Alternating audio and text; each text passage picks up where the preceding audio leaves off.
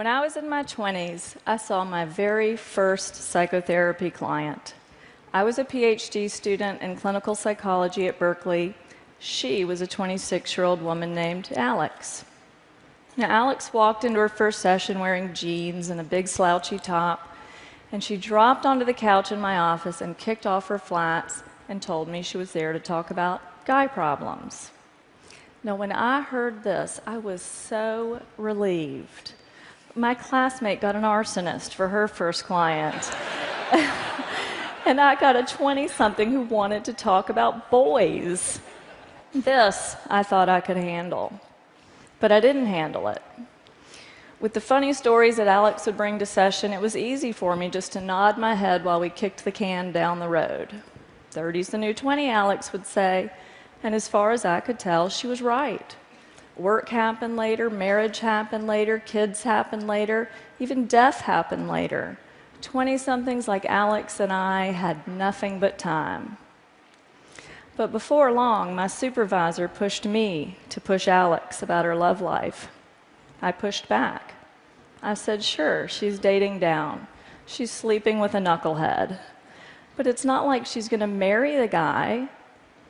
And then my supervisor said, not yet, but she might marry the next one. Besides, the best time to work on Alex's marriage is before she has one. That's what psychologists call an aha moment. That was the moment I realized 30's not the new 20. Yes, people settle down later than they used to, but that didn't make Alex's 20s a developmental downtime. That made Alex's 20s a developmental sweet spot, and we were sitting there blowing it. That was when I realized that this sort of benign neglect was a real problem, and it had real consequences.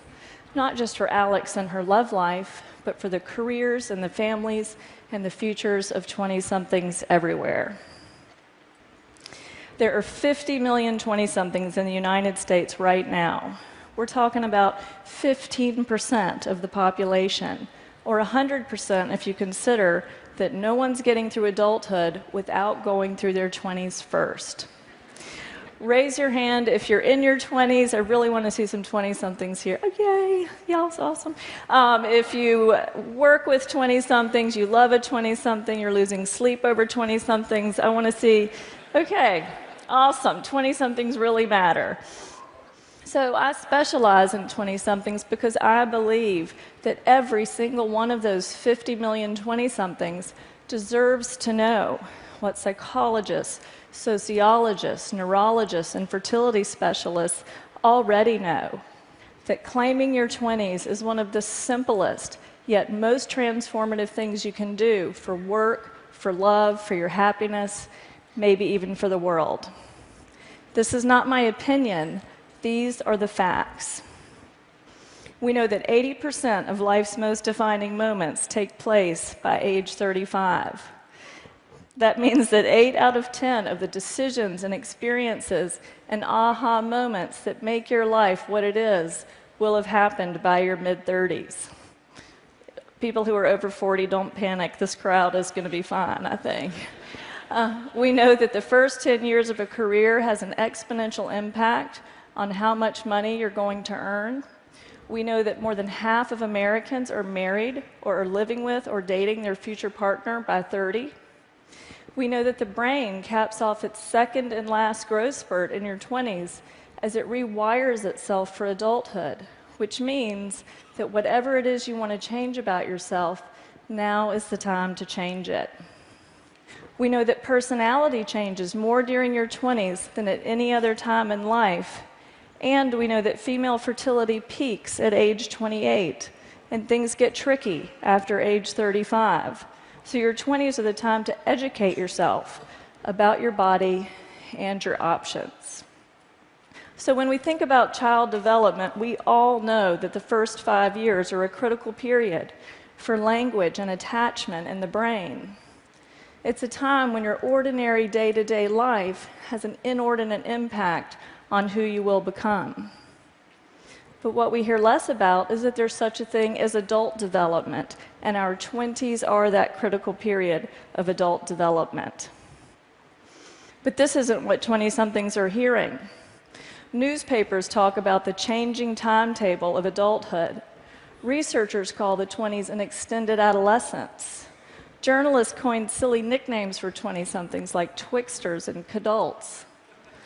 It's true. As a culture, we have trivialized what is actually the defining decade of adulthood. Leonard Bernstein said that to achieve great things, you need a plan and not quite enough time. Isn't that true? So what do you think happens when you pat a 20-something on the head and you say you have 10 extra years to start your life? Nothing happens.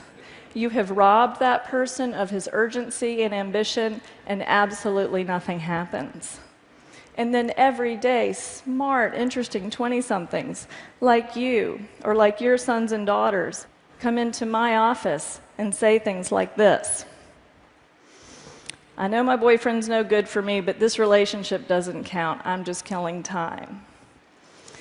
Or they say, everybody says as long as I get started on a career by the time I'm 30, I'll be fine. But then it starts to sound like this. My 20s are almost over and I have nothing to show for myself. I had a better resume the day after I graduated from college. And then it starts to sound like this. Dating in my 20s was like musical chairs. Everybody was running around and having fun. But then sometime around 30, it was like the music turned off and everybody started sitting down. I didn't want to be the only one left standing up, so sometimes I think I married my husband because he was the closest chair to me at 30. Where are the 20-somethings here? Do not do that. Okay, now that sounds a little flip, but make no mistake, the stakes are very high. When a lot has been pushed to your 30s, there is enormous 30-something pressure to jumpstart a career, pick a city, partner up, and have 2 or 3 kids in a much shorter period of time. Many of these things are incompatible, and as research is just starting to show, simply harder and more stressful to do all at once in our 30s. The post-millennial midlife crisis isn't buying a red sports car. It's realizing you can't have that career you now want. It's realizing you can't have that child you now want, or you can't give your child a sibling. Too many 30-somethings and 40-somethings look at themselves and at me sitting across the room and say about their 20s, what was I doing? What was I thinking? I want to change what 20-somethings are doing and thinking. Here's a story about how that can go. It's a story about a woman named Emma. At 25, Emma came to my office because she was, in her words, having an identity crisis. She said she thought she might like to work in art or entertainment, but she hadn't decided yet, so she'd spent the last few years waiting tables instead. Because it was cheaper, she lived with a boyfriend who displayed his temper more than his ambition. And as hard as her 20s were, her early life had been even harder. She often cried in our sessions, but then would collect herself by saying, you can't pick your family, but you can pick your friends. Well, one day, Emma comes in, and she hangs her head in her lap, and she sobbed for most of the hour. She'd just bought a new address book, and she'd spent the morning filling in her many contacts, but then she'd been left staring at that empty blank that comes after the words, in case of emergency, please call. She was nearly hysterical when she looked at me and said, who's going to be there for me if I get in a car wreck? Who's going to take care of me if I have cancer? Now, in that moment, it took everything I had not to say, I will. But what Emma needed wasn't some therapist who really, really cared. Emma needed a better life, and I knew this was her chance. I had learned too much since I first worked with Alex to just sit there while Emma's defining decade went parading by. So over the next weeks and months, I told Emma 3 things that every 20-something, male or female, deserves to hear. First, I told Emma to forget about having an identity crisis and get some identity capital. By get identity capital, I mean do something that adds value to who you are. Do something that's an investment in who you might want to be next. I didn't know the future of Emma's career, and no one knows the future of work, but I do know this: identity capital begets identity capital. So now is the time for that cross-country job, that internship, that startup you want to try. I'm not discounting 20-something exploration here, but I am discounting exploration that's not supposed to count. Which, by the way, is not exploration, that's procrastination. I told Emma to explore work and make it count. Second, I told Emma that the urban tribe is overrated.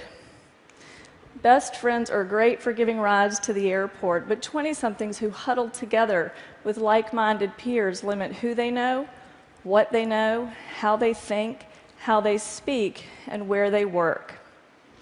That new piece of capital, that new person to date, almost always comes from outside the inner circle. New things come from what are called our weak ties, our friends of friends of friends. So yes, half of 20-somethings are underemployed, but half aren't, and weak ties are how you get yourself into that group. Half of new jobs are never posted, so reaching out to your neighbor's boss is how you get that unposted job. It's not cheating, it's the science of how information spreads. Last but not least, Emma believed that you can't pick your family, but you can pick your friends. Now, this was true for her growing up, but as a 20-something, soon Emma would pick her family when she partnered with someone and created a family of her own. I told Emma the time to start picking your family is now. Now, you may be thinking that 30 is actually a better time to settle down than 20 or even 25, and I agree with you. But grabbing whoever you're living with or sleeping with when everyone on Facebook starts walking down the aisle is not progress. The best time to work on your marriage is before you have one, and that means being as intentional with love as you are with work. Picking your family is about consciously choosing who and what you want, rather than just making it work or killing time with whoever happens to be choosing you. So what happened to Emma? Well, we went through that address book, and she found an old roommate's cousin who worked at an art museum in another state. That weak tie helped her get a job there. That job offer gave her the reason to leave that live-in boyfriend. Now, 5 years later, she's a special events planner for museums. She's married to a man she mindfully chose. She loves her new career. She loves her new family. And she sent me a card that said, "Now the emergency contact blanks don't seem big enough." Now, Emma's story made that sound easy, but that's what I love about working with 20-somethings. They are so easy to help. 20-somethings are like airplanes just leaving LAX, bound for somewhere west. Right after takeoff, a slight change in course is the difference between landing in Alaska or Fiji. Likewise, at 21 or 25 or even 29, one good conversation, one good break, one good TED Talk can have an enormous effect across years and even generations to come. So here's an idea worth spreading to every 20-something you know. It's as simple as what I learned to say to Alex. It's what I now have the privilege of saying to 20-somethings like Emma every single day. 30 is not the new 20, so claim your adulthood, get some identity capital, use your weak ties, pick your family. Don't be defined by what you didn't know or didn't do. You're deciding your life right now. Thank you.